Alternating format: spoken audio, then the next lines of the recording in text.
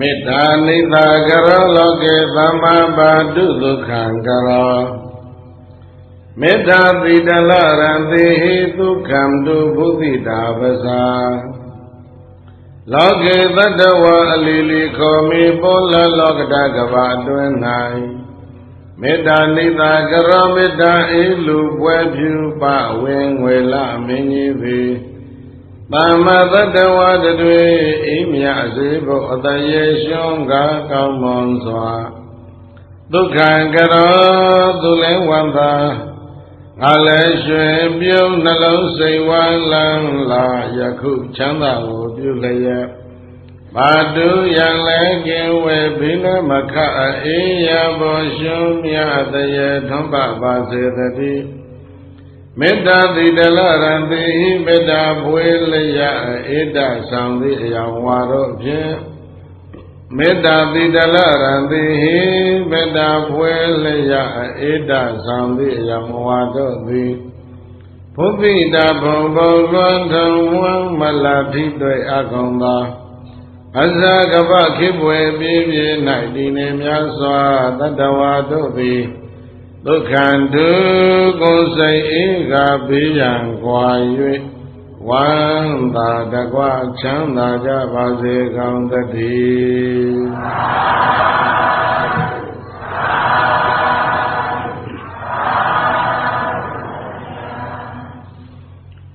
1359ခု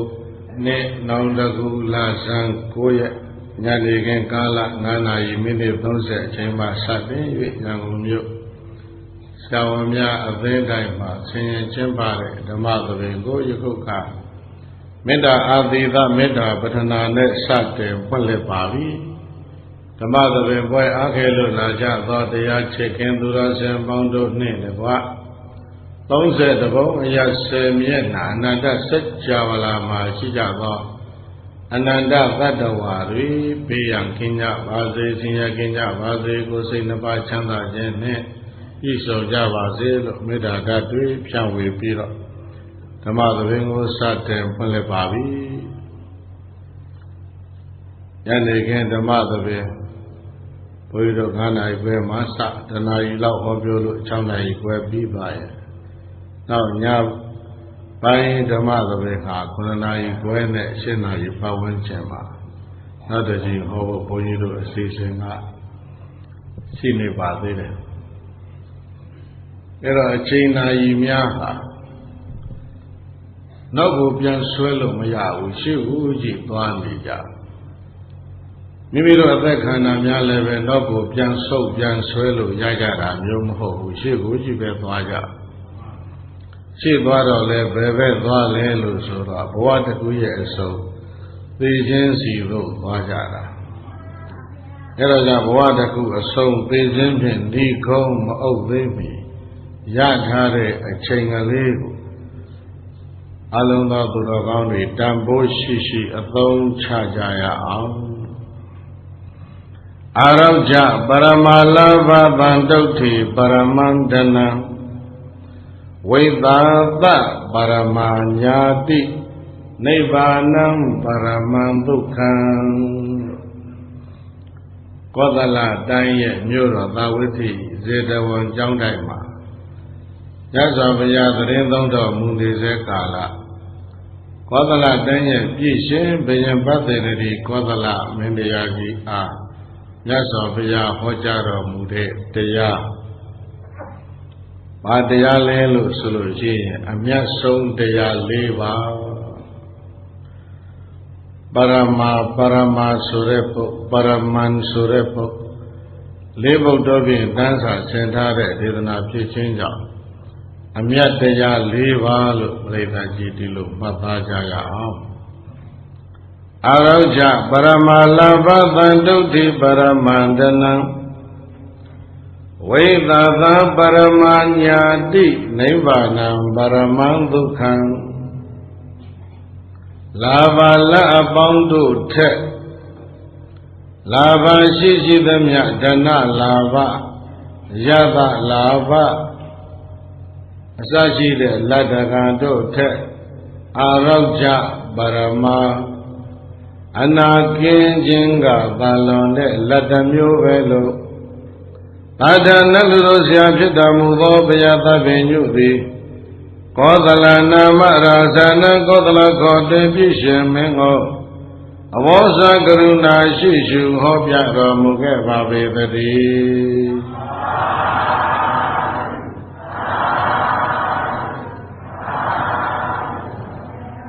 တန်တုဋ္ဌိပရမန္တနံတန်တုဋ္ဌိရသမျှရှိသမျှအပိုင်သမျှနဲ့ရောင်ရခြင်းတင်းတင်ခြင်းဆိုတဲ့တန်တုဋ္ဌိတရားကိုလည်းပရမန်လွန်ကင်းစွာသောဝါမွန်မြတ်စွာသောဌာနံဥစ္စာပစ္စည်းတစ်မျိုးဟု၍တထနလူတော်ဆရာဘုရားရှင်ကိုရောမြတ်သည်ကောသလနာမရာဇာနံကောသလခေါ်တွင်ပြည့်စုံမင်းကိုအဝေါစာကရုဏာရှိရှုဟောပြတော်မူခဲ့ပါပေသတည်း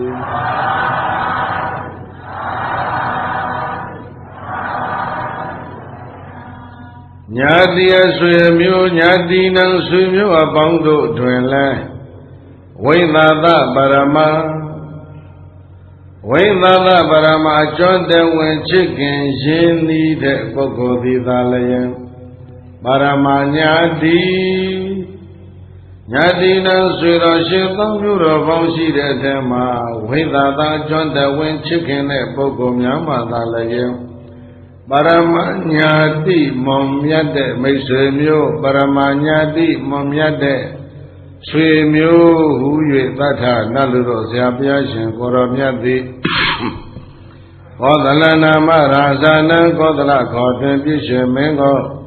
အဝေါဇကရုဏာရှိရှုဟောပြတော်မူခဲ့ပါပေသတည်း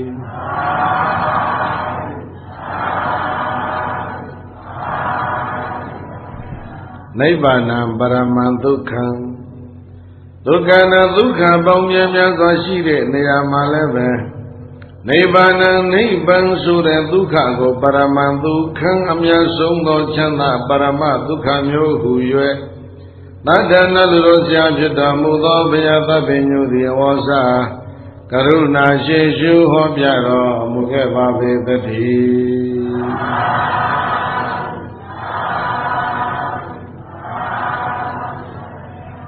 ပရမတ်တရား၄ပါး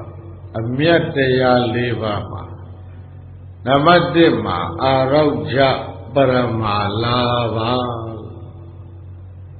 ကောသလရှင်မင်းကြီးအာမြတ်စွာဘုရားဟောတဲ့တရားပါလာပါလတ္တကလတ်တို့ထက်အာရောကြပရမအနာကင်းသည်အဖြစ်ဆိုတာကလွန်ကင်းသောလက်တစ်မျိုးပဲဒနလာဘဥစ္စာပစ္စည်းရတာကိုလည်းပဲလက်တစ်မျိုးပဲယသလာဘအချမ်းရံပရိသတ်တွေရလာရင်လည်းပဲဒါလက်ရတယ်ပြောကိတ္တိလာဘဂုံတရင်တွေတင်ပေါ်ကြော်ချမှုတွေရလာပြန်ရင်လည်းပဲဒါလက်ရတယ်ပဲပြောပစ္စည်းဥစ္စာရတယ်သားရသမီးတွေရလာရင်လည်းပဲအိုးဒါလာဘလက်ကြီးတစ်ပါးပဲအိဇံငွေကြီးတွေရလာတာယာရုတွေအာနာတွေရလာတယ်ဒါလာဘအဲ့ဒီဘာတွေပဲရသမျှလတ္တကလတ်တို့ထက်အတန်ဆုံးကိုလက်ကတော့ဘာလဲဆိုရင်အာရောကြလတ်ကအတန်ဆုံးပဲဥစ္စာပစ္စည်းမိမြပဲများ၍နေစေကားယောဂနှိမ့်ဆက်နေတဲ့ပုဂ္ဂိုလ်အတွက်ထိုပစ္စည်းတွေဟာဘာမှသုံးဆောင်ခံစားလို့မရဘူးကာမဂုဏ်၅ပါးလှိုင်းကြီးပုံနေပြီမဲ့လည်းပဲယောဂဆွဲပြီးအိယာလဲနေတဲ့ပုဂ္ဂိုလ်တွေဒုက္ခမဂုဏ်ဟာချင်းနေပဲသမင်းပွဲကြီးသိကောင်းဖို့ဥပမာယခုရာသီမှာဘုရားတို့ပြိဿကြီးရှင်ပြုပွဲမင်္ဂလာဆောင်ပွဲတွေအလွန်ပေါ့ဒီကနေ့ဆိုတနင်္ဂနွေနေ့မင်္ဂလာခမ်းနားရှင်ပြုရဟန်းခံပွဲတွေသွားကျွေးတာပေါ့ ice cream တို့ဓမ္ပေါက်တို့ဟုတ်လားအာယောဂတူတဲ့ပုဂ္ဂိုလ်အတွက်အဲ့ဒါဟာအစိတ်ပဲအဲ့လိုဖြစ်သွား ယောဂကင်းကျမ်းမာခြင်းနဲ့ပြည့်စုံတဲ့ပုဂ္ဂိုလ်ကြတော့ဘာပဲစားစားသူကဆေးဖြစ်သွားတယ်အားဖြစ်သွားဥပမာခုဘုန်းကြီးတို့ဆိုလို့ရှိရင်အသက်60နှစ်ရှိလာခန္ဓာကိုယ်လည်းနည်းနည်းဝရတယ်ဆိုတော့ဓမ္မောက်သမင်းမြင်ရင်ဘုန်းကြီးတို့တော်တော်ကြောက်တယ်ရင်ခဲမုတ်မြင်လို့ရှိရင်လည်းပဲတော်တော်ကြောက်တယ်ထိလည်းမထိရဲဘူးတိုးလည်းမတိုးရဲဘူးဆရာဝန်ကြီးတွေကလည်းညွှန်ကြားတယ်ဆရာတော်အဲ့ဒါတွေတော့ရှောင်မပဲဆိုတော့ကောင်းတဲ့အစားအစာရလာပြီမဲ့ဘာဖြစ်လဲမစားရဘူးပဏိတဘောဇဉ်မွန်မြတ်တဲ့အစားအစာဆိုတာလူတိုင်းပဲစားကြတယ်ဒါပေမဲ့လေယောဂနှိမ့်ဆက်တဲ့ပုဂ္ဂိုလ်အတွက်ပဏိတဘောဇဉ်ဟာနတ်သုတ်တာပဲဖြစ်ဖြစ်အချင်းကြီးပဲရသော်ဘုရားကိုယ်တော်မြတ်ရဲ့ပထမဆုံးဆွမ်းသုဇာတာကတ်နွားနိုနဲ့သလေးဆံနဲ့ချက်တာစัจ java လာတစ်ပေါင်းကနတ်မြမာတွေဝိုင်းပြီးတော့နတ်သုဒ္ဓါတွေထည့်ကြနောက်ဆုံးဆုံးကတော့စုံထချက်တာဝက်သားစွန်းဒါလည်းပဲနောက်ဆုံးကပ်ရတဲ့ဆုံးဆိုပြီးတော့စัจ java လာတစ်ပေါင်းကနတ်မြမာတွေဝိုင်းပြီးတော့နတ်သုဒ္ဓါတွေထည့်ကြပထမဆုံးဆုံးဆိုတဲ့သုဇာတာဆုံးကိုဘုံပေးတော့ကတော့ဘုရားအလောင်းတော်အဖြစ်နဲ့ဘုံပေးတာအနာမှာယဟန်ဆိုတာမပြောနဲ့ယသိတောင်တယောက်မှမရှိသေးဘူးအဲ့တော့ကိုတော်မြတ်ဘုံပေးပြီးတော့ရှုအဲ့ဒီရှုခွက်ထဲမှာကြံလားမကြံလားအဲ့ဒါအသာထရှုခွက်ကြီးမြစ်ထဲပြစ်လိုက်နောက်ဆုံးဆုံးပုံပေးတဲ့အခါကျတော့ပါဝါမှာစုံဒရှုပရိသေရဲ့ဆွမ်းတစ်နှစ်သားလောက်ရှိတဲ့ဝက်ကလေးကိုအကောင်းဆုံးအိန္ဒိယပြည်ရဲ့ဝိမြုဏတာမျိုးစုံနဲ့စုံဒကချက်နတ်မြမာတွေကလည်းပဲဒါရသော်ပြကိုယ်တော်များကိုကပ်ရမယ်နောက်ဆုံးဆွမ်းမယ်ဆိုတော့ဒီဆွမ်းမှမကလည်းရရင်နောက်ထပ်ဘုရားဆွမ်းကပ်ဖို့အခွင့်အရေးမရှိတော့ဘူးဆိုပြီးတော့မလုပ်အဲ့ဒီနတ်မြမာတွေကနတ်သုဒ္ဓါတွေကိုအကျိတ်နဲ့အလူအရက်ဝိုင်းထည့်ကြရသော်ပြကိုယ်တော်များကဖုံးပေးတော်မူတယ်မကုန်ဘူးအဲ့ဒီကြတော့သုဇာတာကတ်တဲ့ဆွမ်းတုံးကတော့46လုံးဆုပ်ဆုပ်ဖုံးပေးတာကုန်သွားတယ်နဲ့တူတယ်စုံထကတ်တဲ့နောက်ဆုံးဆွမ်းကြတော့မကုန်တော့မကုန်ဘူးဆိုကြတဲ့ကောကဆရာဝန်ကြီးတွေစဉ်းစားနိုင်ရသော်ဘုရားရဲ့သက်တော်ဟာ80ရှိနေကိုယ်မစားနိုင်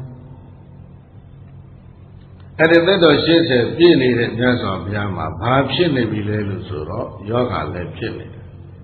ဝမ်းသွေးသွန်တဲ့ယောဂဖြစ်နေတယ်အဲ့တော့မြတ်စွာဘုရားကိုယ်တော်မြတ်မှာဇရာဒုက္ခလည်းရှိတယ်ဗျာတိဒုက္ခလည်းရှိတယ်ဝမ်းသွေးသွန်တဲ့ယောဂဝမ်းသွားတဲ့ယောဂဇရာဒုပ္ပလဖြစ်နေတဲ့မြတ်စွာဘုရားဟာ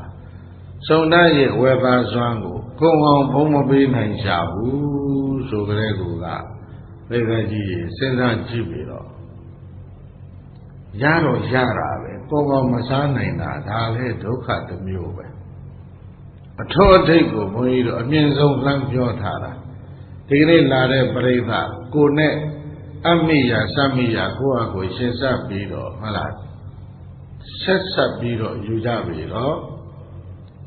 စီကြောယောဂရှိတဲ့လူတွေဆိုလို့ရှိရင်အချိုမှန်သမျှအကုန်ငှသွေးတို့ယောဂရှိတဲ့လူမှန်သမျှငံပြာရည်ငါချောက်ငါပိအကုန်ငှလာဘရတော့ရတယ်ငပိတွေတီး11ကာကြီးနဲ့တိုက်ပြီးတော့လက်ဆောင်ပေးလိုက်မယ်ပဲဒါသွေးတို့သမားအတွက်အဲ့ဒါအလကားပဲတရားတွေကိုယ်တော်ကြီးနဲ့ပေးလိုက်မယ်တဲ့စီဂျိုသမားအတွက်အလကားပဲလတ်တော့ရတော့ရတယ်ယောဂနှိမ့်ဆက်နေတဲ့အတွက်ဆိုအဲ့ဒီလတ်ဟာဘာဖြစ်လဲလကားဖြစ်သွားအချိုစားလည်းခံနိုင်တယ်အငံစားလည်းခံနိုင်တယ်အချင်စားလည်းခံနိုင်တယ်အစီစားလည်းခံနိုင်တယ်ခန္ဓာကိုယ်ကခံခံကြံကြံရှိတယ်ဟဲ့ဆိုလို့ရှိရင်ရသမျှအကုန်လုံးသူ့အတွက်ကတကယ်လက်ဖြစ်သွားတယ်ဟိုမျက်စိတွေရတာတဲ့ကျမ်းမာတာကတကယ်လက်ဖြစ်တာတဲ့ရသော်ဘုရားရဲ့နောက်ဆုံးဆံဘုံပေးလို့မကုန်တာတွေကို ဘုရားကသံဃာတော်တွေစားကြဟေးလို့ဝေမပေးဘူးဗျာဘုန်းကြီးတို့စိတ်ကူးကြည့်တယ်အဲ့ဒီပွဲမှာ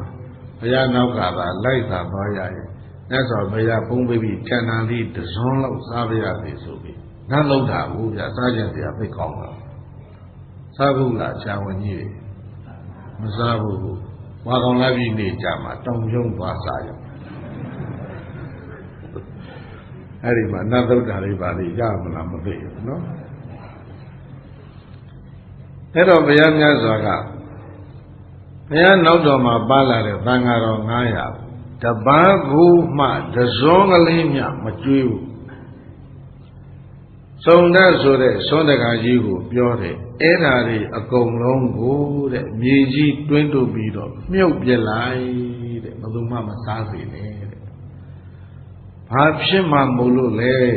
တာမန်လူတယောက်ယောက်စားရဲ့အစာမကြေနိုင်ဘူးတဲ့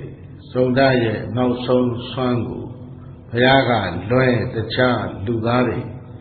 ယဟန်တွေစားရဲ့အဲ့ဒါအစာမကြေနိုင်ဘယ်လိုအစာကြည်စည်းမျိုးစုံကိုပဲစားစားအဲ့ဒီနတ်စัจ java လာတစ်ပေါင်းကနတ်တို့ဝိုင်းသေးတဲ့နတ်ဩဇာတွေကများလုံးလို့ဘုန်းကြီးတို့ရဲ့ပါမန်ခန္ဓာကိုယ်မှာရှိတဲ့အစာကိုချက်တဲ့ဓာတ်ဘုန်းကြီးတို့ပိဋကအတိုင်းပြောရင်ပါစကတေဇောပေါ့လူသမန်တို့ရထားတဲ့ပါစကတေဇောသည်နတ်တို့ရဲ့အစာကိုမချက်နိုင်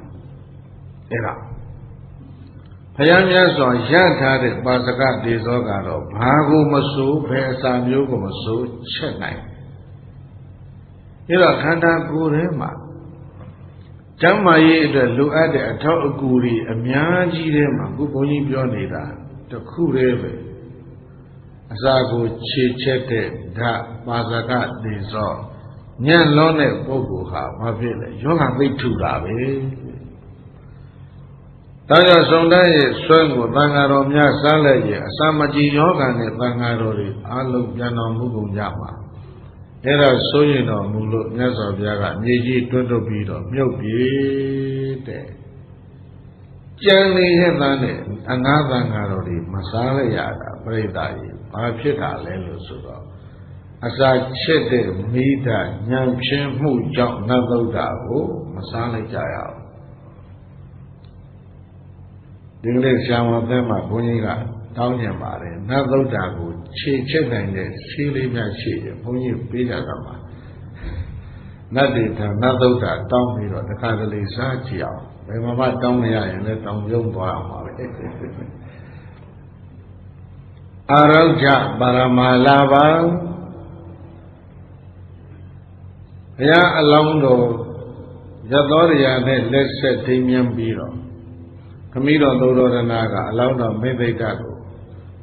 လွေရသည်သန္နဆောင်းရသည်သန္နမိုးရသည်သန္နတန်းဆောင်၃ဆောင်ရာသီဥတု၃မျိုးနဲ့လျော်အောင်ဆောက်ပေးပြီးတော့အယံမိဖုရားငယ်ပေါင်း၄ပေါင်းနဲ့ခြံရံထားယောဂဆွဲပြီးတော့ပိန်ချုံချိနဲ့နေတဲ့ပုဂ္ဂိုလ်တယောက်အနေနဲ့အဲ့ဒီလိုကာမဂုဏ်မျိုးကိုဘယ်လိုလုပ်ခံစားမလဲကျမ်းမာခြင်းဟာအရေးကြီးတဲ့အကြောင်းပေါ့အဲဒါကြောင့်ကာမဂုဏ်ကိုအဆုံးစွန်ပြောရရင်အဲ့ဒီအထိဘုန်းကြီးတို့ပြိဿကြီးစဉ်းစားကြည့်ပါယူပါတတ္တခန္ဓာရတဖွတ်တပါအဲ့ဒီအရသာ၅မျိုးကိုခံစားခြင်းတဲ့ပုဂ္ဂိုလ်ကြီးဘာကောင်းပါလဲကျမ်းမာရေးကောင်းမှခံစားနိုင်အရှာအဖွေကောင်းလို့ကံဉာဏ်ဝရိယကောင်းလို့ဘလောက်ပဲဘာတွေပဲရယောဂဆွဲနေတဲ့ပုဂ္ဂိုလ်တဲ့ဒီစည်းစိမ်ကြီးအချင်းနှိပဲဒါကိုရည်ညွှန်းပြီးတော့ဘုရားရှင်ကိုတော်မြတ်ကအာရောဂ္ဗပရမလာပါမဟာရာဇသမုဒ္ဒိနာဩမင်းမြတ်လာပါလအပေါင်းတို့တွင်အာရောဂ္ဗပရမအနာကင်းခြင်းဆိုတဲ့လက်ကလွန်ကဲတယ်ဘုန်းကြီးတို့မြို့ကောင်းသားမြို့ကောင်းသမီးတွေဆရာမတွေကြားဘူးနေတဲ့စလုံးနဲ့တော့ဘုန်းကြီးရွတ်တဲ့စလုံးနဲ့အကြစီဖြစ်နေလိမ့်မယ်ထင်ပါတယ် Bonyiroga Balido, a she a time Jotava. Balido Ma, Arauja, Parama, Lava, Dameshiba. Digame Godago, Confanta Loke, Vijaya Lalo. Tamabaga Atakata. Mizi Ma,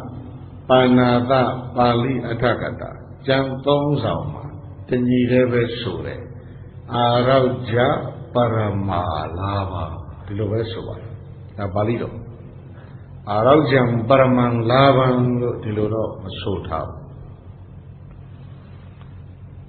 You know, Balido, a sheet and Bonido, Yovare, Loga, Ohara, Tabayaho, Piena, Look, so you know, Bonido, Mabia, Wobia. Lava, Ladaga, Ladote. Arauja Parama Anakenjinga Longkere Latamyove Jamaji Jadamya Agolung Kanzana Dana Lava Ala Jada Lava Kiti Lava Balava Bibi Jadamya Yajananja Jamare Pogu Agolung Shubir Jamabu Soluji Yarari, Bama Kansan and Jim Shu. I don't a mere songo lati Bredaji, Jama Jime Tatakubo. Bandoti Paramandana Bandoti Young Yajin, Jimmy Paramandana, long gere Osa busy way, Momia de Osa busy way. Busy Osari, she.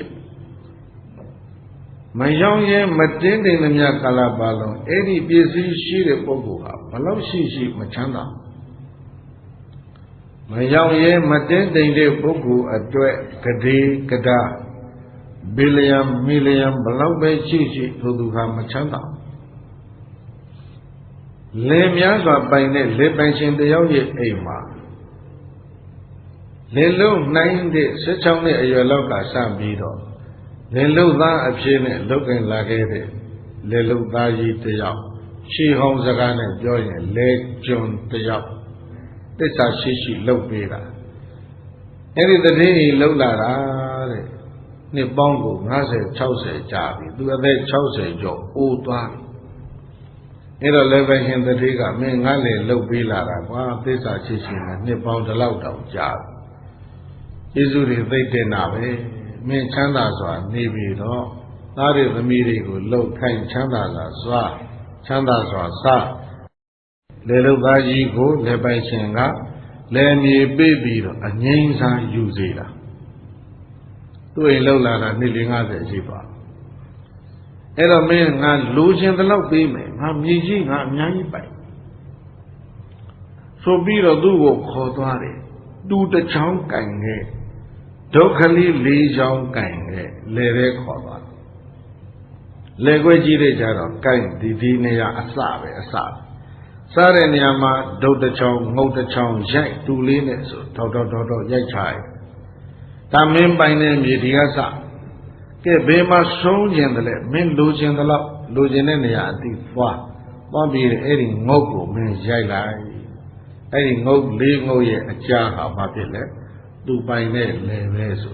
Levensinga, Lelugaji, me Pira. Either Nayoga Yatanyama, Ho Yate, Do so Yachar, Hobby, Asabe. Love losing the land, losing the loud usual, do a lanji. Thoroughly G. Biro, Nessie the song Piro, Mogli Shamalu, Juelite, Juebiro, no Yanji. The Ekala of the Sibide, Nene Nevides, sheep Pivian. Na Ekala, yo, no Yanji. She do the like, no Yanji like, Nevides would be like. Not a beer near his or beer, the current marathon beer, no cheat and then baby, J.G. on beer. Do then Hogo can be. Being and no Yanji, Nevides would be like, Nevides would be like, no Yanji like. No Jaibu, Nea, Shalu, Mayabu, being, Edilu, a most of Deva. Boniro, Yogan Vidi, locally Shanghai, Lalo, May, Melo Biomle. Lovago, limit Melo Lomale. No? Lovago, limit Melone. Era big to Capira. Manto T Suraga, Lovago, limit Loda. And though this the contentment is highest blessings of it. Mengala Dauda Myama, Hore. Kaliri Pinyara. Kunaya di Sura, Kaliri, Madayi, Chiga, Yijemu, Tenazo, Odo and Mengala Daude, Bengomi. Ella Boiro, Shawaniga, Oda, Mengala Dosoda, Kaliri now. So we are Lujiriga Matenya. Loraga Lujiri Tenambolo. Good is only the long Majiva. Manto T Sura, Malota, Le, Me, Digane, Mababa. Majay Jamiro, Majinaye, Boiro, Jabi Lamine. Lovago, limit Lota. Any Lovago, limit Malona Musulu Che. Come that ship Malona Musulu Che. Who Miji Binia. No Mayay Nine Bene. Who Miji Shapu, Miji Jure Boguha, no Mayay Nine Bene, please do the Lube. Mayo ye Madena Bogu at the Balaube Ya Eri Boguha, Yadamia Doha Ipia. Yaoye Chinade Bogu Jaro, Neneli Jara Li Gu Chinade, Lovago, Kanta Nine Treasure, do a village, Chanda. Eraja Mayoye Madente in the Mia Badeta Raza Lebe Machanda Ika Raza Le Machanda Sega Woti Raza Le Machanda Badetari Ikari Sek Kawo Me Mijiri the Lau Paintavi Me Loma Matente Naya Machanda Ure Eraja Chanda a se Osa Bizi a se Mangando Osa Bizi Momiando Osa Bizi Suraha Shauye Tintin Jindi Dale Momiando Osa Bandoti Paramandana Bandoti Yauye Jindin Dinjin Eri Deyaha Paraman Momia Swado Dana Osa Bizi Ve Amyasong the Labi Arauja Amyasong the Osa the Pantoti Now Namato Mala Amyasong the Swimio Swimio is only on Lord Shibi. The young name of Majin Nibu. The young name they are Kuni Swimio changing Mapija. Era Magabene, Swimio changing Badune Mateja Busoye. That Swimio go Mahodo. Swimio a sika Balelo Zoro, a joint the wind chicken jane, wait that call. Doing that, said that Swimio Mahope Meleve, they a joint the wind chicken jane Nila V Solo Che. Eri Boguha, Swayem Baby. Wavada Paramanyadi Nyadi Swimio Soya Maleve, Beswimioga Amyazung Zoya, Wavada Parama, Chichuan Wende, Pogo Vida Leye, Amyasung Swimio, Joga Swimio May down, the Goswimio Bechima down, Matija. Swimio Mahobene, Swimio Lok Jenny Jaga, the Yaji Shili. Hello, the Yintani Shi Biro. The only the young Obama. Sayele Aduru, Chandale Aduru. Hello, Satan Yone, Ninja Bisolo Chia. Eri Boguha, with them must up be met, Amyason Swimio. Mountain says and Jade Nayama Mimi Josiva and the Gibiro Mountain Amhobe. Lugo Hambelo, Buni Pia Malelo Sobiro, Duma, Lore Ejin, Kuri, Mimi, Guni Pivo Yang, Sende and Eta. ရှိရမယ်နောက်တကမိမိမိတ်ဆွေဤဆွေမျိုးဤလျှို့ဝဲအပ်တဲ့ကိစ္စများကိုမိမိကကူညီ၍လျှို့ဝဲပေးနိုင်ရမယ်မိမိမိတ်ဆွေများဆွေမျိုးများဤလျှို့ဝဲအပ်တဲ့ကိစ္စတွေကိုမိမိကဖော်ထုတ်တယ်ဆိုလို့ရှိရင်ဒါမိတ်ဆွေဆွေမျိုးထဲမှာရုပ်တဲ့အဖြစ်ကိုရောက်သွားတယ်သင်္ကာလဝါဒပုဂ္ဂိုလ်ဖတ်ကြည့်ပါနောက်တစ်ခုကဘေးဒုက္ခတစ်ခုခုကြုံလာရင်ရှေ့တန်းကရောက်လာရမယ်တဲ့နောက်နံပါတ်4အချက်ကတော့ဆင်းရဲလည်းပဲအတူတူဖြစ်ရမယ်ချမ်းသာရင်လည်းအတူတူပဲနေရမယ်ချမ်းသာတော့အတူတူရှိကြပြီဆင်းရဲဆုံးခွာသွားပြီဆင်းရဲတဲ့အခါခွာသွားပြီဆိုရင်လည်းအဲ့ဒါဆွေမျိုးဆင်းရဲမိတ်ဆွေဆင်းရဲမပါဘူးမိကောင်းတို့ဤအင်္ဂါ16ပါးတဲ့ကကိုဘုန်းကြီးတို့4ပါးရွေးပြောထားသူဤအကျိုးအတွက်သာလည်းရည်ညွှန်းပြီးတော့သူ့ကိုပေါင်းတာသူဤလျှို့ဝှက်တဲ့ကိစ္စတွေကိုကိုကလျှို့ဝှက်ပေးမယ်သူ့မှာဘေးဒုက္ခကြုံလာရင်ကိုရှိကနေပြီးတော့ယက်တည်ပေးမယ်သူဆင်းရဲရင်ကိုလည်းပဲအတူတူသူနဲ့ပဲဆင်းရဲခံမယ်အဲ့ဒီအရေးချင်း၄ပါးနဲ့ပြည့်စုံတဲ့ပုဂ္ဂိုလ်ကအကောင်းဆုံးမိတ်ဆွေပဲဒါဝိသဘာပရမညာတိသွင်းသားစတဲ့ဆွေမျိုးပင်ဖြစ်တဲ့ကစားအဲ့ဒီလိုစိတ်မျိုးအဲ့ဒီလိုအရေးချင်းမျိုးမရှိခဲ့ရင်ဆွေမျိုးလည်းမဟုတ်မိတ်ဆွေလည်းမဟုတ်ဒါကြောင့်တတိယအမြတ်ဆုံးတရားကအကျွမ်းတဝင်ချစ်ခင်သူသည်အခုလိုပြောပြထားခဲ့တဲ့မိကောင်းတို့ရဲ့ဂုဏ်ရည်ချင်း၄မျိုးနဲ့ပြည့်စုံသူသည်ပါတယ်လေအမြတ်ဆုံးသောဆွေမျိုးပါပဲတဲ့။နောက်နံပါတ်4မှာနိဗ္ဗာနံပရမံဒုက္ခံနိဗ္ဗာနံနိဗ္ဗာန်သည်ပရမံလွန်ကဲသောဒုက္ခံဒုက္ခပါပေသည်။ကာမဂုဏ်လည်းပဲချမ်းသာတာပါပဲ။ဒါပေမဲ့လည်းပဲလူကာမဂုဏ်နဲ့နတ်ကာမဂုဏ်ရှင်ကြည့်နတ်ကာမဂုဏ်ကပိုချမ်းသာတယ်လူတို့ရဲ့ကာမဂုဏ်ကဆင်းရဲဒုက္ခများစွာအရင်အနည်းလုံးမှချမ်းသာဒုက္ခနည်းနည်းပဲရဒါကြည့်နားလည်ပါတယ်နော်ဆင်းရဲဒုက္ခတွေများစွာနဲ့ရင်းနှီးမှချမ်းသာဒုက္ခလေးဘယ်လောက်ပဲရinvestment ကတော့အများကြီးပဲဆင်းရဲဒုက္ခတွေကိုပြုတ်နိုင်ရဟိုဘက်မှာရလာတဲ့ interest ဆိုတဲ့ happiness ကတော့နည်းနည်းလေးပဲဒါလူလောကဘာကြောင့်လဲဆိုတော့ကံအားနည်းလို့တဲ့ဘာဖြစ်လို့ကံအားနည်းကံအားကောင်းတဲ့နတ်တို့ကြတော့ပြိဿကြီးဘာမှအရင်အနည်းဒီချွေတတိတိကြအောင်လုံးလိုက်ရတာရဲ့လို့မရှိဘဲနဲ့ကံအားကောင်းတဲ့နတ်တို့ကြတော့လိုချင်တဲ့စိစဉ်ချမ်းသာဟာအစင်တဲ့သို့သောအဲ့ဒီနတ်စည်းစိမ်နတ်ချမ်းသာဆိုတာကြပြန်တော့လည်းပဲနတ်ပြည်6ဓာတ်စလုံးကိုခြုံ၍သာကြည့်လိုက်ဘုန်းကြီးတို့ပြိဿကြီးခံစားရင်သူကလည်းပဲအဲ့ဒီခံစားမှုထဲမှာပူလောင်မှုတွေရောဝင်လာ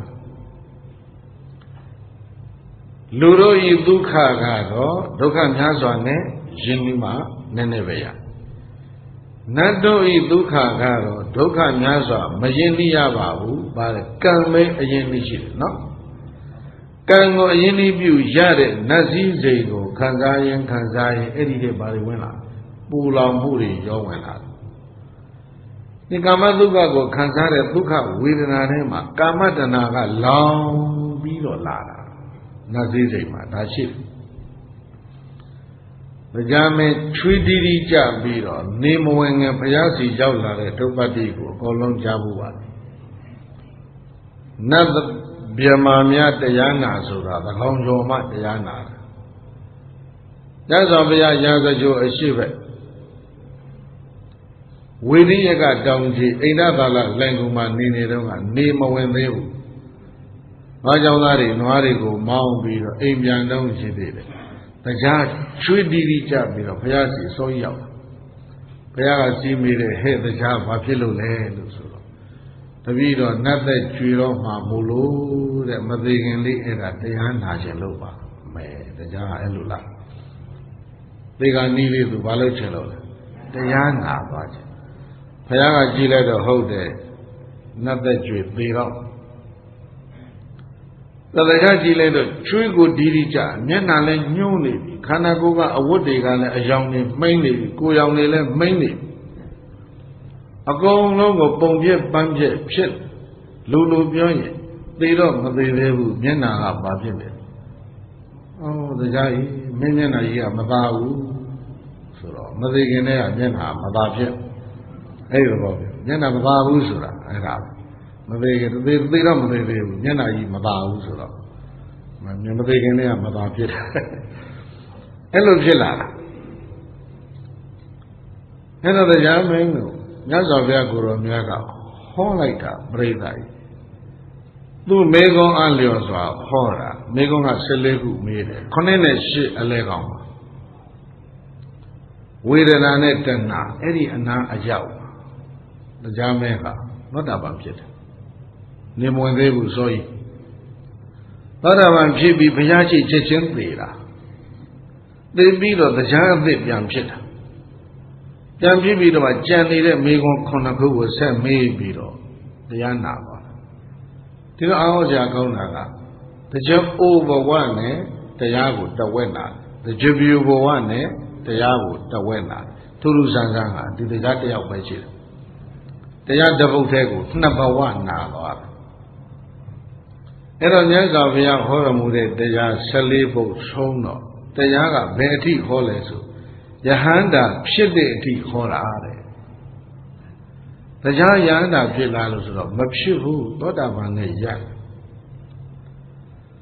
没比的大家个，大家是多大帮人呢？大家变来撇个哟，家里的大家的外国，这是没问啥了，不都？这是没问啥了，不撇不啊？大家写的话，大家怎样讲嘛？把撇了嘞，都路线那个下多。都路线那个你办不好，哎，这家自己讲下去了，哎，咋呗？一个像我你这个，没办法，这个呢，把讲这家会漏来说了，没办法，这家没买了，这路撇头了，辛苦的，没办法喏，那个不嘛，不要讲不漏啊，这家个这个这样拿钱了没？那对了没？对比大家变撇欧么啦？没撇不？大家没撇也，怕送了啊！都嘛没必要一个，几啊，你要去啦，喏，几啥你要去啦？俺家不老去来说，那个人呢，5老去。哎，那的送了呀嘛，收入去变啦的，大家的不能在一起。那叫那都也干嘛哈？看啥人，把问多的来说了，不老母的问来，都别嘛都嘛来地带呢，都别嘛那个米的头呢，表里头，俺呀个奥个搬地路搬塞，俺呀个搬面包搬苦的牵手，到了家搬面包个的简单的够对吧？哈，我讲嘛的也难对吧的。没有工的来进来的，搬面包嘛，那个你俺呀，这要嘛不行，工农对比为是要，就这也别讲了，那个都别蛮难打几个，嘿，古标准古节庆的也要，就是要去把这个手比了，哎，你难道为人家的特别多比了，都那个不要去要过了。不浪垃圾，伢说不要，天然不会搞垃圾，不要。不浪人天然钱给你这样，好了不把说了嘛？人家当然不是他把他，人家听得厉害，反过来，人家当然他把你的歌都听，他把比把你呢。不是你要可能把个来，没弄一千张这样，俺们面目说了嘛？都别骂来呗，1000多啦，他讲穷人家把说。lúc cả mà cả đó, bà đây lẽ, dukkha nhãn so yin đi mà, chana dukkha nên này ya. Nát cả mà cả đó, dukkha nhãn so mà yin đi ya bảo, cần về yin đi chỉ đấy. Mà lâu về khăn sáng ya gì cả mù bù lòng trên này sống thật đấy. Hả là? ဒါဖြင့်ဗြဟ္မာချမ်းသာဗြဟ္မာချမ်းသာကြတော့အဲ့ဒီကာမကိုခံစားတဲ့ကာမိဆန္ဒကိုဇန်နဲ့ဖယ်ထားတာ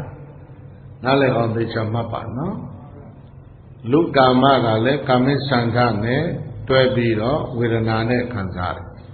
နတ်ကာမကိုလည်းပဲနတ်တို့ကကာမိဆန္ဒနဲ့တွဲပြီးတော့ဝေဒနာနဲ့ပဲကာမဒုက္ခကိုခံစားတယ်နော်ဗြဟ္မာတွေခံစားတဲ့ချမ်းသာကတော့ကာမိဆန္ဒကိုခွာပြီးမှခံစားတယ်လူတဲ့နတ်ကတော့ကာမိဆန္ဒနဲ့တွဲပြီးတော့ခံစားတာဝေဒနာချင်းမတူဘူးနော်လူတို့ရဲ့ဝေဒနာနတ်တို့ရဲ့ဝေဒနာဒီကာမကိုခံစားတဲ့နေရာမှာဘာပါလဲကာမိဆန္ဒကာမတဏ္ဍပူလောင်မှုပါတယ်ဗြဟ္မာကြီးတွေဇန်ချမ်းသာခံစားတာကြတော့ကာမိဆန္ဒကာမတဏ္ဍကိုဇန်ကဖယ်ပြီးမှခံစားတာဆိုတော့တို့ကပို့ပြီးတော့မအေးချမ်းဘူးလားလူတွေထမင်းစားသလိုလက်နဲ့ဆုပ်ဆုပ်စားရတာဗြဟ္မာပြည်မှာမရှိဘူးလူတွေနတ်တွေယောက်ျားမိန်းမပွေ့ဖက်ပြီးတော့ကာမဂုဏ်ခံစားတာမျိုးဗြဟ္မာပြည်မှာမရှိဘူး။အားကြောင့်လေကာမိဆန္ဒကိုပယ်ပြီးဖြစ်ခြင်းကြောင့်လူနတ်ခံစားတဲ့ကာမဂုဏ်မျိုးဗြဟ္မာပြည်မှာမရှိဘူး။ဒါဖြင့်သူကဘာနဲ့ဘာခံစားလဲဆိုတော့ဇန်ချမ်းသာကိုပရိသတ်ကြီးဒုက္ခဝေဒနာသောမနတဝေဒနာနဲ့ခံစားတယ်အစစ်မြင့်နဲ့ဆံကြတော့ဥပ္ပခဝေဒနာနဲ့ခံစားသွားတယ်ဒုက္ခဝေဒနာမရှိဘူးဟုတ်လားအဲ့ဒါကြောင့်မို့လို့လူချမ်းသာတဲ့နတ်ချမ်းသာကပါတယ်နတ်ချမ်းသာတဲ့ဗြဟ္မာချမ်းသာကပါတယ်ဗြဟ္မာချမ်းသာဘလောက်ပဲသာလွန်တယ်ပဲပြောသူတို့မှ limit ရှိတယ်သက်တမ်းရှိတယ်နော်ဗြဟ္မာချမ်းသာကိုခံစားတာဇန်ချမ်းသာကိုခံစားတာဘာနဲ့လဲဆိုရင်ဝေဒနာနဲ့ဘာနဲ့လဲပထမဒုတိယတတိယဇန်အထိဒုက္ခဝေဒနာသတုတ္တဇန်ကြတော့ဥပေက္ခဝေဒနာဝေဒနာနဲ့ခံစားတာဝေဒနာသည်အလုံးသိတဲ့ခန္ဓာ၅ပါးနော်အနိစ္စဆိုရင်ခန္ဓာ၅ပါးကိုပဲပြောတာမဟုတ်ဘူးလားဒုက္ခလို့ဆိုရင်လည်းခန္ဓာ၅ပါးကိုပဲပြောတာနတ်တို့ရဲ့ဝေဒနာအနိစ္စမရောက်ဘူးလားယဒအနိစ္စတန်ဒုက္ခအနိစ္စရောက်သမျှဟာဒုက္ခကြီးပဲတဲ့အဲ့ဒါရှုတာဟုတ်လားအနိစ္စရောက်သမျှဘာကြီးလဲဒုက္ခကြီးပဲဗြဟ္မာတို့ဤဝေဒနာသည်အနိစ္စရောက်တဲ့ဝေဒနာမျိုးမို့လို့ဗြဟ္မာခံစားတဲ့ချမ်းသာလည်းပဲဒုက္ခပါပဲတဲ့အရိယာအမြင်မှာပဲမြင်မယ်ဒါကတော့ပုထုဇဉ်အမြင်ကတော့ဒါမမြင်နိုင်ဘူးအဲ့ဒါကြောင့်မို့လို့လူချမ်းသာရောနတ်ချမ်းသာရောဗြဟ္မာချမ်းသာရောစုလိုက်ရင်ဘာကြီးလဲဒုက္ခကြီးပဲဒါဖြစ်ရင်ဘယ်ဥစ္စာကဒုက္ခအစစ်လဲဆိုတော့မှနိဗ္ဗာနံပရမံဒုက္ခံဟုတ်လားနိဗ္ဗာန်နိဗ္ဗာန်ဒီပရမံဒုက္ခံလွန်ကဲတဲ့ဒုက္ခပါပဲနိဗ္ဗာန်သည်လွန်ကဲသောဒုက္ခဘာဖြစ်လို့နိဗ္ဗာန်သည်ကာမချမ်းသာဇာနချမ်းသာတို့တဲ့လွန်ကဲသောချမ်းသာဖြစ်တော်လို့ဆိုလို့ရှိရင်နိဗ္ဗာန်ဆိုတဲ့ပုဂ္ဂလိတွေကိုဝင်ပြီးတော့ကြည့်ပါနိဗ္ဗာန်ဆိုတဲ့ဒီပုဂ္ဂလိကိုဝင်ကြည့်လိုက်ရင်ဝါနသင်္ခါတာယတဏယနိခန္တတ္တနိဗ္ဗာနံလူတိုင်းဖတ်နိုင်တဲ့ကျမ်းစာကိုဘုန်းကြီးတို့ဖတ်ပြတယ်။သင်ရောက်ရင်သင်္ကြန်စာအုပ်ကလေးပြန်ဖတ်လိုက်နိဗ္ဗာန်အကြောင်းဝါဒသင်္ခါတာယတဏယနိခန္တတနိဗ္ဗာနံ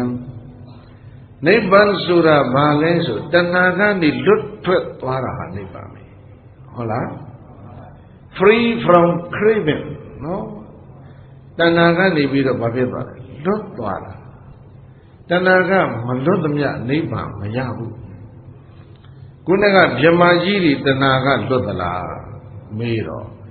ကာမတဏှာကလွတ်တာမှန်ပေမဲ့အဲ့ဒီဇန်ချမ်းသာလေးကိုတတ်မဲ့နေတဲ့ဇာနာတဏှာလို့ဆိုနိုင်တယ်ယူပတဏှာအယူပတဏှာလို့ဆိုနိုင်တယ်ဇန်ကိုတတ်မဲ့တဲ့ဇာနာနိကန္တိဆိုတာလည်းပဲဗြဟ္မာကြီးတွေမရှိဘူးလားအဲ့ဒါကြောင့်ဗြဟ္မာပြည်ရောက်လည်းပဲတဏှာကလွတ်မြောက်ရဲ့လား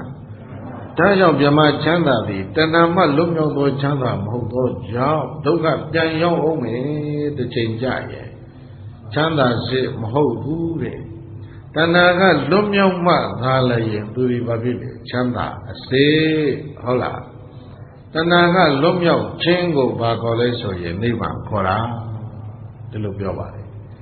အဲဒါကြောင့်နိဗ္ဗာနံပါရမံဒုက္ခံတဏှာကလွတ်ပြီဆိုတဲ့ပုဂ္ဂိုလ်ဒီဘယ်တော့မှဒုက္ခပြန်မဖြစ်တော့နိဗ္ဗာနံနိဗ္ဗာန်ကိုပါရမံလွန်ကင်းစွာသောဒုက္ခံဒုက္ခတစ်မျိုးဟူ၍သာထာနလူတော်ဆရာဖြစ်တော်မူသောဘုရားသဗ္ဗညုသည်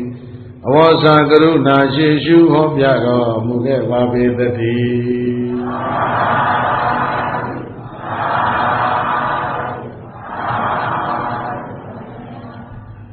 လတ္တကလတ်တို့တွင်အနာကင်းခြင်းလတ်ပြီးအမြတ်ဆုံးပစ္စည်းဥစ္စာများစွာတို့တွင်ရောက်ရဲတည်တိုင်ခြင်းသည်အမြတ်ဆုံးဥစ္စာရွှေမျိုးမိတ်ဆွေအပေါင်းတို့တွင်အကျွမ်းဝင်သူသည်အမြတ်ဆုံးမိတ်ဆွေချမ်းသာပေါင်းများစွာတို့တွင်နိဗ္ဗာန်ချမ်းသာသည်အမြတ်ဆုံးချမ်းသာ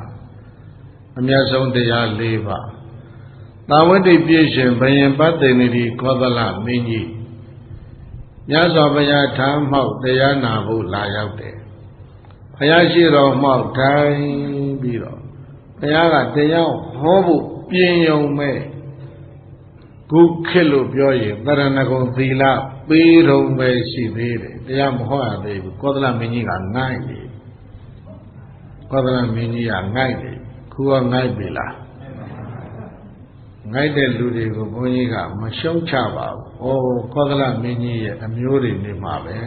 ။ချစ်ကြပါတယ်မင်းဆွေမင်းမျိုးတွေပေါ့။ကောသလမင်းကြီးကငိုက်ပြီးတော့နေတယ်။ငိုက်နေတော့ကောသလဘုရင်ကြီးကိုဘုရားကနှိုးပြီးတော့ပြောယူရတာ။ဘုရင်ကြီးအိတ်ချင်ချင်းငိုက်မိခြင်းတွေနှိမ့်ဆက်လွန်အားကြီးလို့ရှိရင်အာသဝတိုးတယ်။အဲဒါကြောင့်အာသောတရားတိုးပွားခြင်းရဲ့အကြောင်းဖြစ်တဲ့အိတ်ချင်းချင်းငိုင်မြည်ခြင်းကိုလျှော့ရမယ်ဆိုတော့ကောသလကမလျှော့နိုင်ဘူးဗျာဘာဖြစ်လို့အိတ်မလျှော့နိုင်သလဲလို့ဆိုတော့အစားမလျှော့နိုင်လို့တဲ့အကြောင်းအကျိုးကဒီလိုလားအစားကြီးလုံးလို့ဘာဖြစ်တာလဲအိတ်ကြီးတာစံလွန်အကြီးတော့တကူလုံးလေးလာ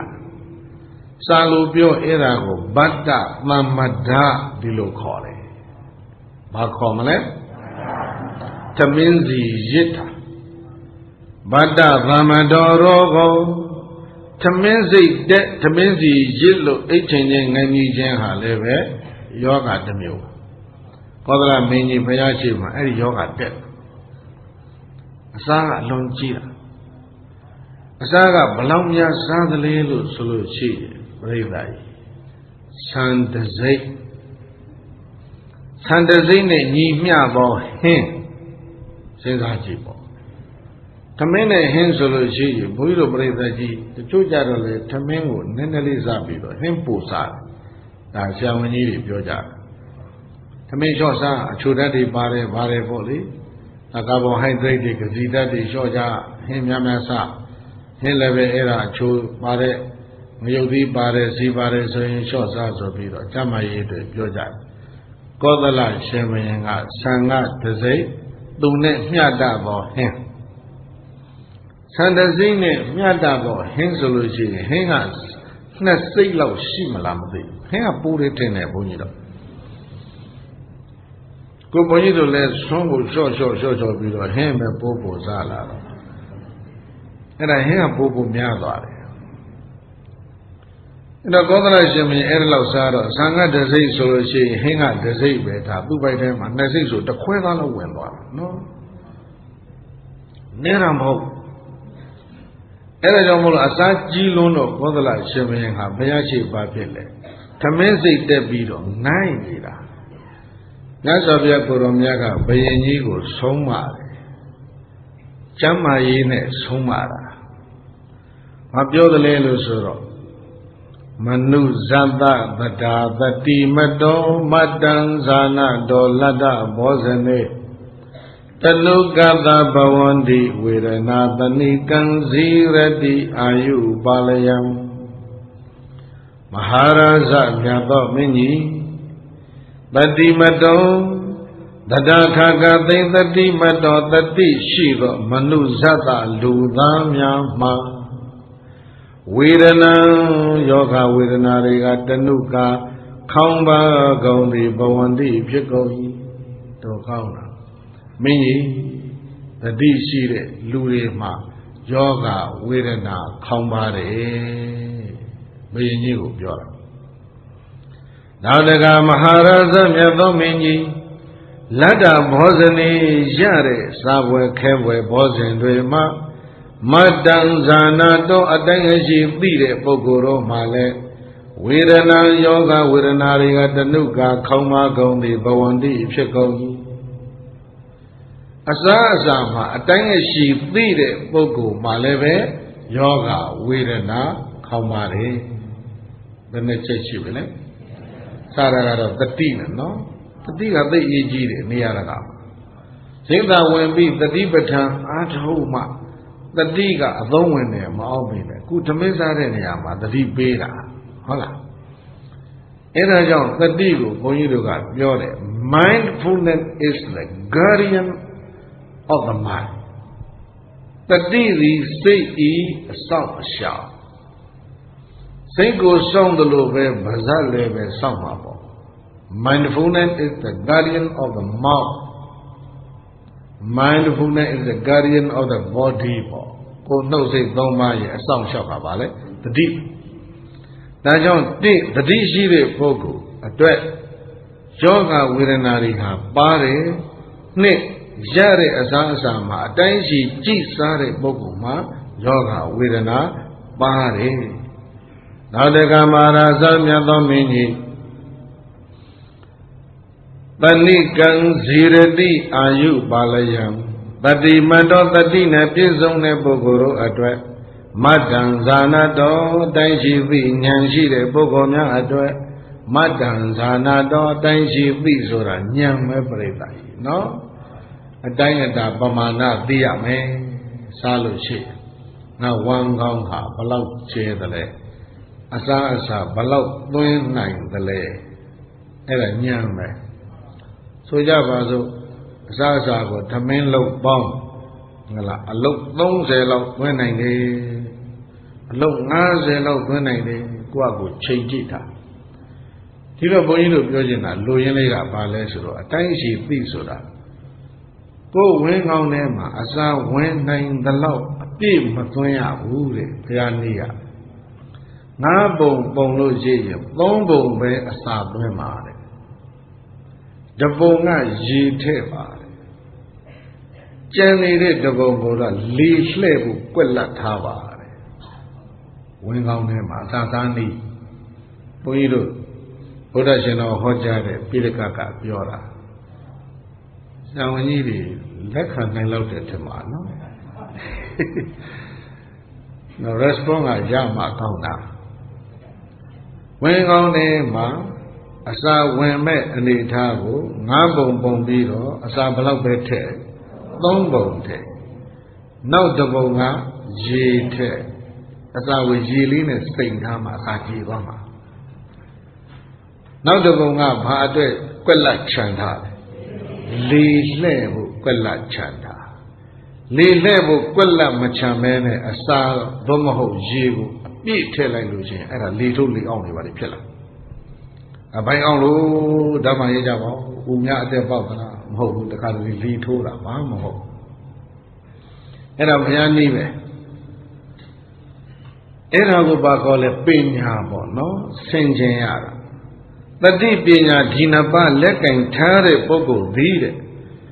Are you Balaya de Good Counts on Song Shop 90 at the John? Balon 9 at the Go Counts on Song Shop 90 at the John. Tanikan PB Ziradi Omenda de Omelame Erilo the deep Pinya ne Sali Chile Bogodi.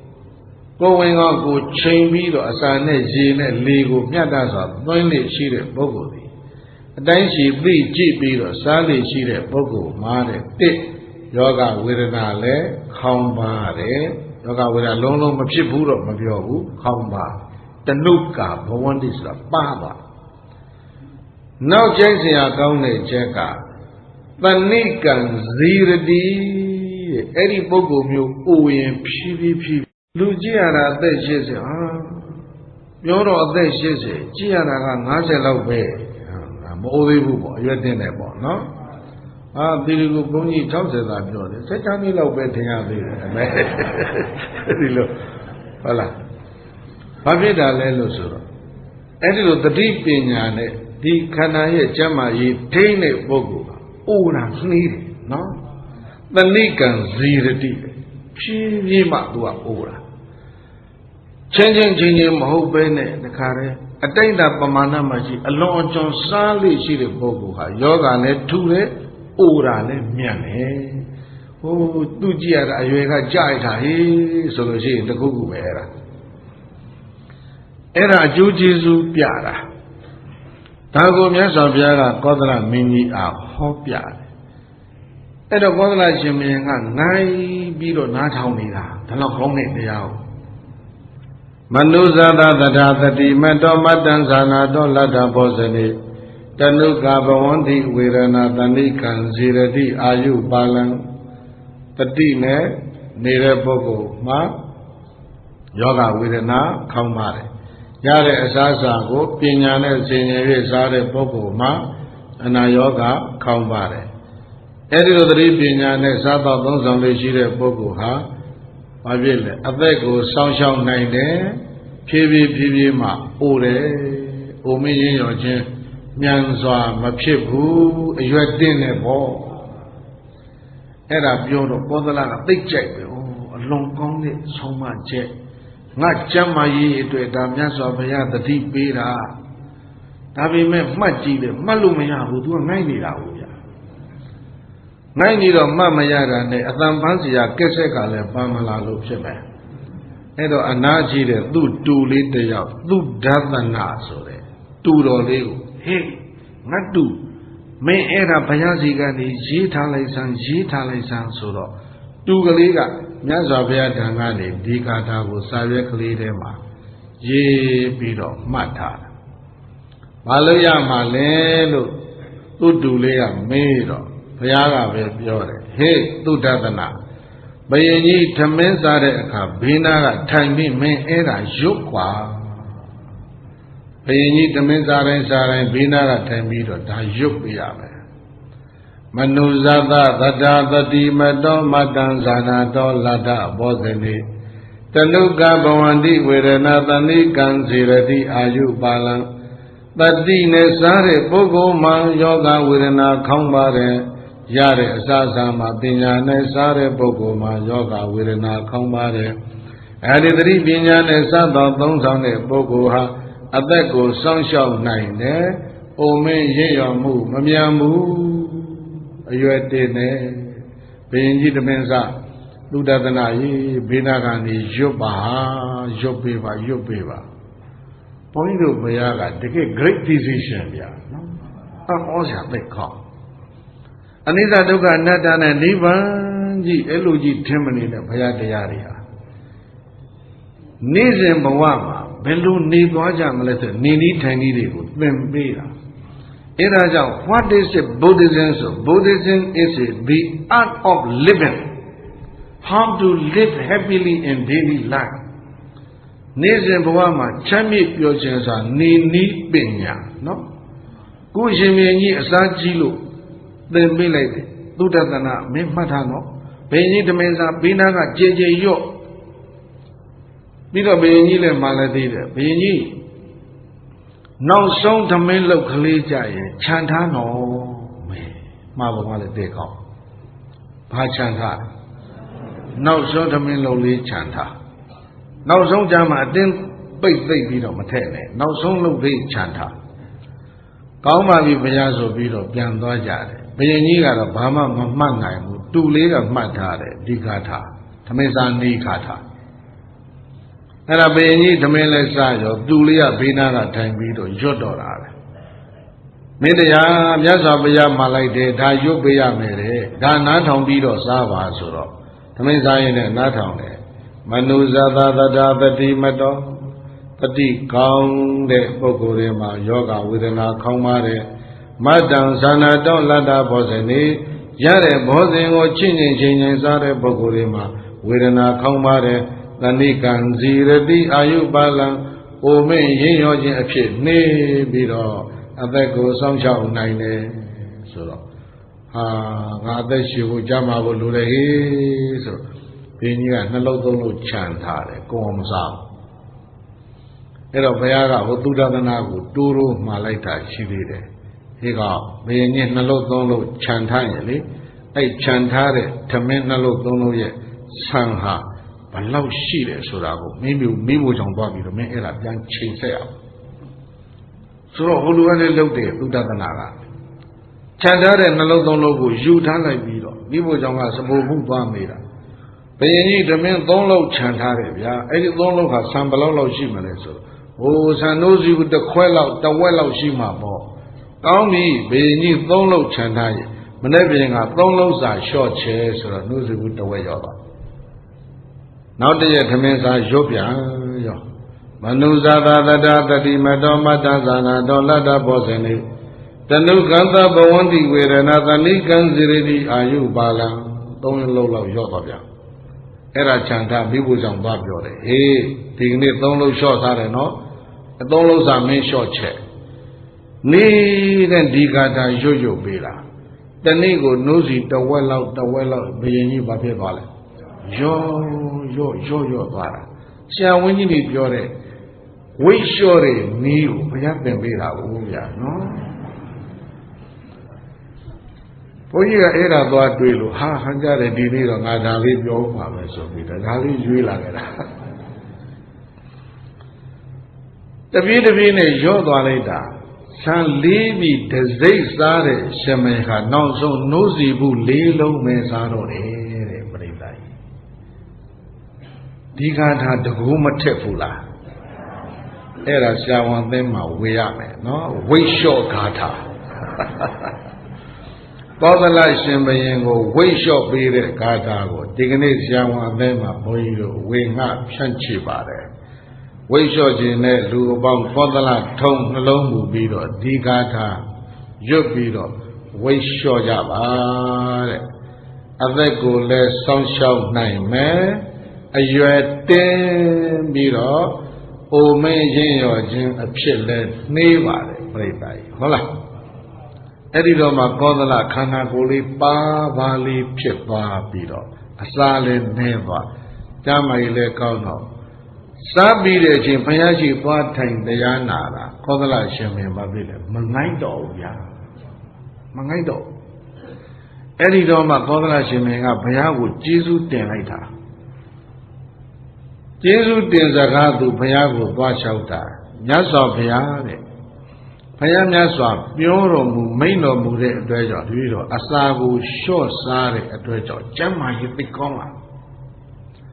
ကျမ်းမာရေးသိကောင်းလာတာဟာတပည့်တော်ဘဝမှာတော့အဲ့ဒါလက်ကြီးတစ်ပါးပါဗျာဒါကြောင့်ဒီကနေ့ရေးတာပေါ့အာရောကြံပရမန်လာပါအတ္တကထာမှာတော့ဒီစလုံးရှိတယ်ပါဠိတော်မှာမရှိဘူးနောက်ကောသလရှင်မင်းကလျှောက်သေးတယ်မြတ်စွာဘုရားတပည့်တော်ရဲ့ကောသလတိုင်းနဲ့မဂဓတိုင်းဇတ်နေဇတ်ရွာလေးတရွာအဲ့ဒီရွာကလေးတရွာဟာ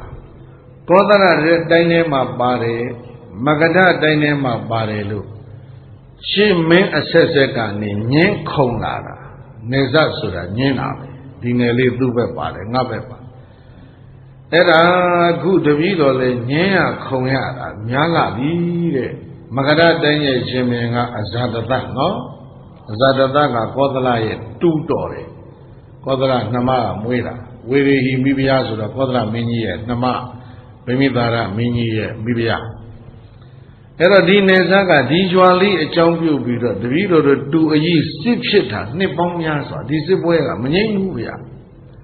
ကြွာလေးကသေးသေးလေးတစ်လမှာအခွန်3သိန်းပဲထွက် အဲ့ဒါကြောင့်ဒီနယ်ပယ်ကလေးကိုတပည့်တော်စွန့်လွတ်လိုက်ပြီဗျာ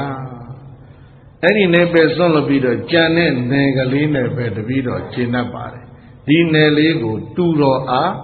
ပေးလိုက်တယ်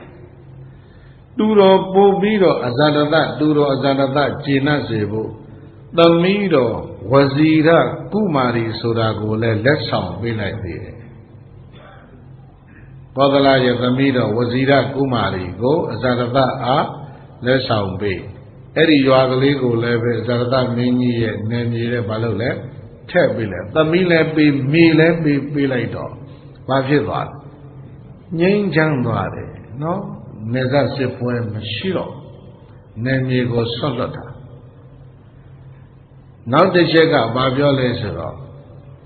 တပည့်တော်တဲ့ဘုရားအမျိုးမဟာနန္ဒကီဝင်မင်းကြီးရဲ့သမီးတော်ဘုရားအမျိုးဖြစ်တဲ့သာကီဝင်မင်းသမီးတယောက်ကိုနန်းတော်ထဲမှာမိဖုရားမြောက်ရတဲ့အတွက်ကြောင့်လည်းပဲဘုရားအမျိုးသည်တပည့်တော်ရဲ့မိဖုရားဖြစ်လာတော့တပည့်တော်နဲ့ဘုရားနဲ့သိရင်းနှီးရတယ်ဘုရားအဲ့ဒီအကျွမ်းတဝင်ချစ်ခင်ရင်းနှီးရတာလေတပည့်တော်ရဲ့ဘဝမှာပျော်စရာအကောင်းဆုံးပါပဲဆိုပြီးတော့သူက3ချက်သူလျှောက်တယ်နော်တစ်ကကျမ်းမာလာလို့လည်းပဲဝမ်းသာပါတယ်နေမီလေးနဲ့သမီးရောအဲ့ဒီနေကတွေ့တဲ့အခွန်တွေကိုရောအကုန်လုံးစွန့်လွတ်လိုက်ရတဲ့အတွက်ကြောင့်လည်းဘာဖြစ်လဲချမ်းသာပါတယ်ဘုရားရဲ့အမျိုးတွေကမင်းသမီးတယောက်မိဖုရားမြောက်ရလို့ဘုရားနဲ့ဆွေမျိုးဖြစ်လာလို့ရင်းနှီးခွင့်ရတာဟာလည်းပဲသူ့အတွက်ဝမ်းသာစရာပါပဲလို့ဒီစကားလာလျှောက်တာအဲ့ဒီအခါမှာမှမြတ်စွာဘုရားကမင်းကြီးအား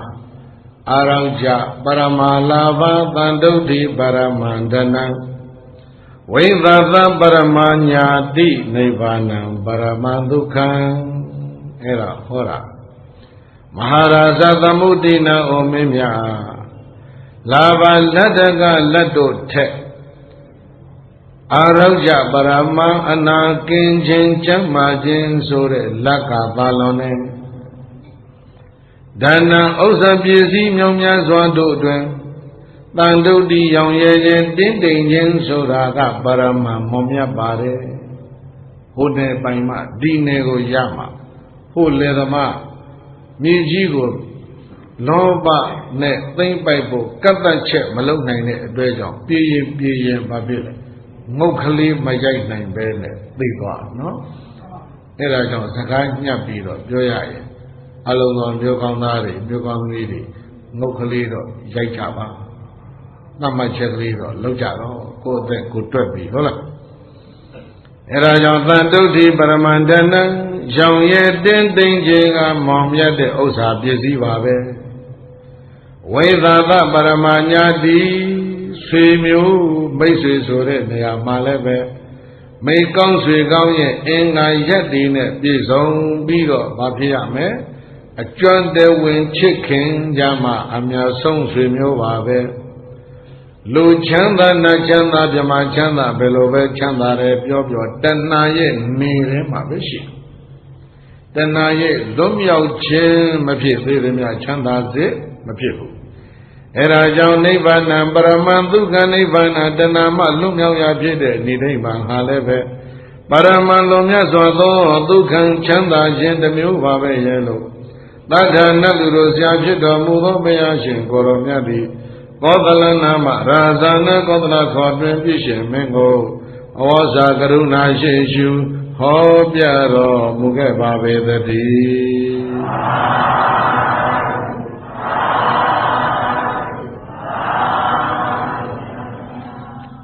ကျမ်းမာခြင်းသည်အမြတ်ဆုံးလရောင်ရဲတင့်တယ်ခြင်းသည်အမြတ်ဆုံးဥစ္စာအကျွမ်းတဝင်ချစ်ခင်ခြင်းသည်အမြတ်ဆုံးဆွေမျိုး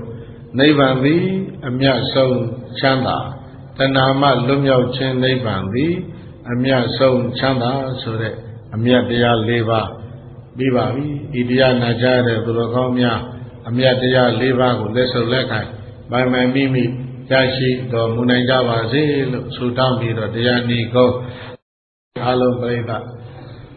ဆုတောင်းမြဝေးဖို့လိုက်ဆိုကြဣဒံမေပုံညံ